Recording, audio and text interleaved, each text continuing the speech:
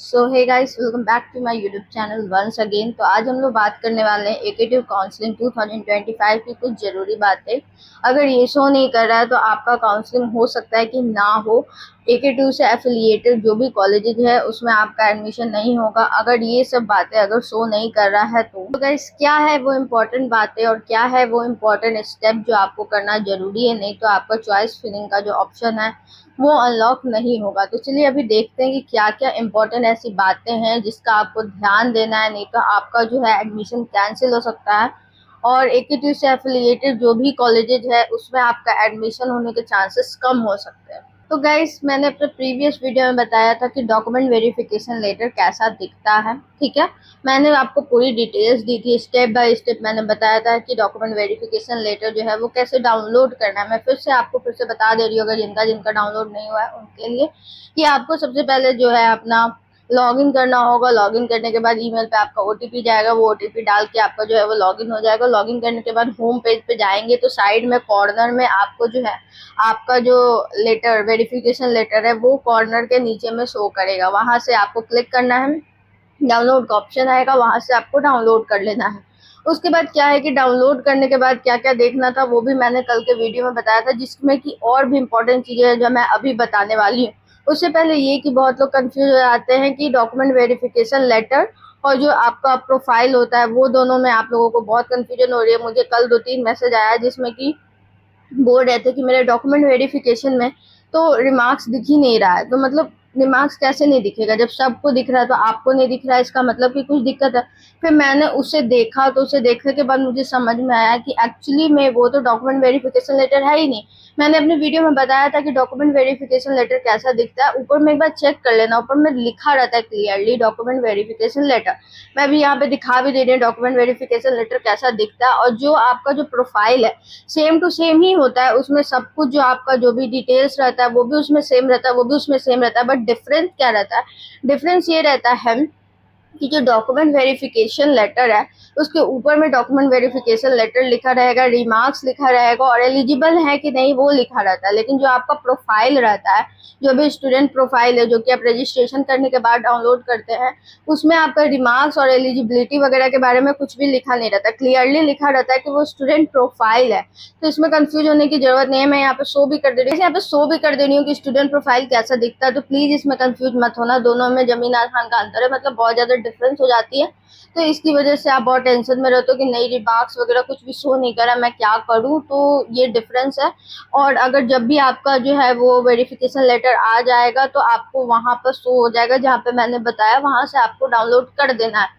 अब बात ये आती है कि अगर वेरिफिकेशन लेटर अभी तक नहीं आया है तो कब तक आएगा? तो देखो, मेनली तो 5-6 दिन में वेरिफिकेशन लेटर सबका आ जाता है। अगर आपका अभी तक नहीं आया तो टेंशन लेने की जरूरत नहीं, 1-2 दिन में और आ जाएगा। बार बार लॉग इन करते रहना है, लॉग इन कर करके चेक करते रहना है। 1-2 घंटे पे आपको लॉग इन कर करके चेक करते रहना है, तब आपका वेरिफिकेशन लेटर जो है वो आ जाएगा। तो आपको वहां पे शो कर देगा, वहां से आपको डाउनलोड कर लेना है। बहुत लोगों का अभी तक वेरिफिकेशन लेटर नहीं आया। बहुत लोग भी मुझे कमेंट कर रहे हैं और पर्सनली मैसेज भी कर रहे हैं कि अभी तक वेरिफिकेशन लेटर नहीं आया, जबकि मैंने रजिस्ट्रेशन बहुत पहले कर दिया था, पेमेंट भी कर दिया था और सारे डॉक्यूमेंट अपलोड कर दिए थे। तो उसके बारे में आज हम लोग इस वीडियो में बात करेंगे। तो चलिए स्टार्ट करते हैं। सबसे पहले लाइक और सब्सक्राइब जरूर कर देना, क्योंकि आपको जो है फ्यूचर में जो भी प्रोसेस होगी, अभी चॉइस फिलिंग स्टार्ट नहीं हुई है तो चॉइस फिलिंग स्टार्ट होगी तो उसको कैसे करना है स्टेप बाय स्टेप मैं आपको बताऊंगी। ऊपर से ये भी कि जो करेक्शन विंडो ओपन होने वाला है, अभी ओपन नहीं हुआ है, जो भी आपने गलती की होगी, जिस गलती का मतलब कि आप डॉक्यूमेंट अपलोड नहीं कर सकते तो उसका करेक्शन विंडो ओपन होगा। तो उसके लिए भी आई विल मतलब पूरा डिस्कस करूंगी मैं कि करेक्शन वीडियो में आपको स्टेप बाय स्टेप कैसे कैसे करेक्शन करना है, क्या क्या करेक्शन आप उसमें कर सकते हैं। तो उसके लिए भी सब्सक्राइब कर दो और लाइक जरूर करना, और जो भी क्वेरी होगी नीचे कमेंट बॉक्स में जरूर बता देना, ताकि मैं जो उसका सॉल्यूशन अगर मुझे पता होगा तो मैं आपको जरूर बता दूंगी, या फिर किसी और को भी पता होगा तो कमेंट सेक्शन में आपको जरूर रिप्लाई कर देंगे, तो उससे आपका प्रॉब्लम जो है वो सॉल्व हो जाएगा। बल्कि अगर आपको मार्कशीट अपलोड करना है तो मार्कशीट जो अपलोड किया उसका मार्क्स अलग है, जो आपको डालना था वो मार्क्स अलग है, ठीक है। तो उसके कारण क्या होता है, आप लोग हड़बड़ी में गड़बड़ी कर देते हो, तो जिससे क्या होता है कि आपका डॉक्यूमेंट रिजेक्ट हो जाता है। तो ये गलती को अवॉइड करना, अगर आपने रजिस्ट्रेशन कर दिया है ऑलरेडी और आपने गड़बड़ कर दिया तब तो कोई नहीं, तब तो आपको फिर चेंज करना ही होगा। लेकिन अगर आपने अभी तक रजिस्ट्रेशन नहीं किया, लास्ट डेट है 4th सॉरी 5th ऑफ अगस्त, तो तब तक अगर आप रजिस्ट्रेशन अभी तक नहीं किए तो तब तक अगर आप करना है तो ये वाला चीज को अवॉइड करना, थोड़ा आराम आराम से रजिस्ट्रेशन करना। ये नहीं कि हड़बड़ी में कुछ भी गड़बड़ कर दिए, क्योंकि फिर बाद में चेंज करने में, वापस से वेरीफाई होने में टाइम लगता है। गाइस जिसका भी डॉक्यूमेंट में कुछ भी प्रॉब्लम आ रहा है वो अच्छे से री अपलोड करना, ठीक है, अच्छे से मतलब कि सही सही री अपलोड करना, क्योंकि अगर तुम्हारा डॉक्यूमेंट वेरिफिकेशन नहीं होता है, मैं बार बार बता रही हूँ, अगर तुम्हारा डॉक्यूमेंट वेरिफिकेशन लेटर नहीं आता है तो आपको चॉइस फिलिंग का ऑप्शन नहीं मिलेगा, आप आके AKTU के काउंसलिंग में पार्टिसिपेट नहीं कर पाएंगे। तो आपका ये जो कंफर्मेशन लेटर है ये बहुत बहुत इंपॉर्टेंट है, अगर ये आप डाउनलोड नहीं करते हैं तो आपको काउंसलिंग करने नहीं मिलेगा।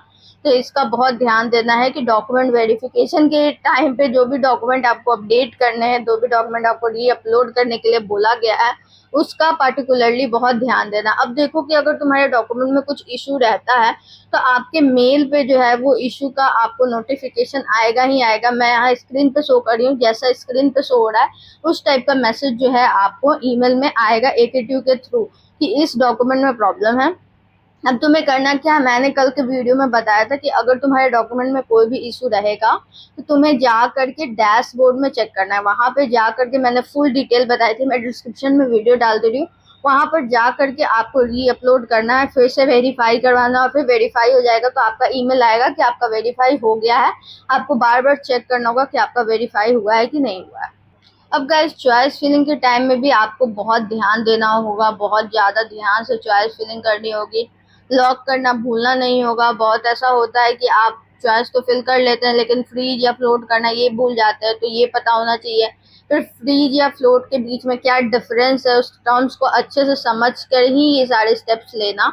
अगर आपको नहीं समझ में आ रहा है तो कमेंट सेक्शन में बताना, मैं एक्सप्लेन कर दूंगी, लेकिन बिना ये सब चीज के बारे में जाने चॉइस फिलिंग मत करना। अभी स्टार्ट नहीं हुआ चॉइस फिलिंग MBA MCA का स्पेशली, ये बीटेक का तो चॉइस फिलिंग स्टार्ट हो चुका है, राउंड 1 खत्म हो चुका है, राउंड 2 स्टार्ट होने वाला है, मतलब यस तो स्टार्ट हो चुका है। तो उसी टाइप से जो है MBA MCA का भी राउंड 1 राउंड 2 राउंड 3 राउंड 4 होगा।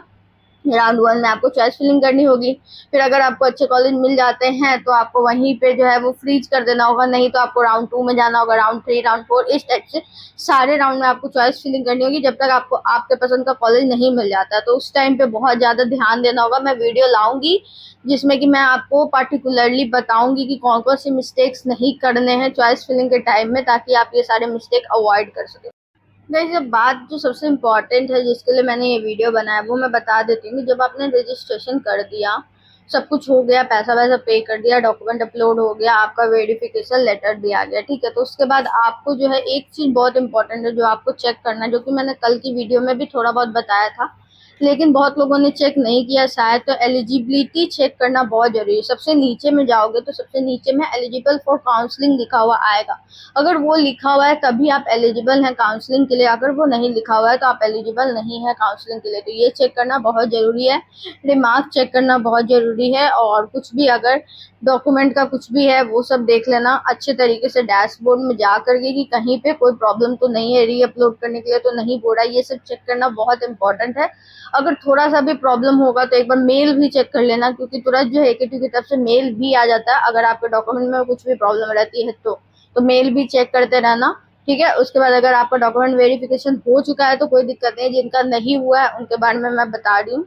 जिसका एलिजिबल फॉर काउंसलिंग शो कर रहा है वही एलिजिबल रहेंगे काउंसलिंग के लिए, जिनका नहीं शो कर रहा है वो एलिजिबल नहीं रहेंगे, मतलब कि आगे काउंसलिंग का जो भी प्रोसेस है उसमें वो पार्टिसिपेट नहीं कर सकते। और AKTU का जो भी मतलब कॉलेज है, एफिलिएटेड कॉलेज है, वो सब में आप एडमिशन नहीं ले सकते। तो ये देख लेना बहुत इंपॉर्टेंट है। अब जिनका एलिजिबल नहीं शो कर रहा है उनको क्या करना होगा, जिनका एलिजिबिलिटी नहीं शो कर रहा है, उनका प्रॉब्लम है, ठीक है, उनके डॉक्यूमेंट में प्रॉब्लम है, तो सबसे पहले वो मेल चेक कर लेना। AKTU से आपको मेल आया होगा, जैसे मैं स्क्रीन पे शो कर रही हूँ वैसा आपको मेल दिख जाएगा।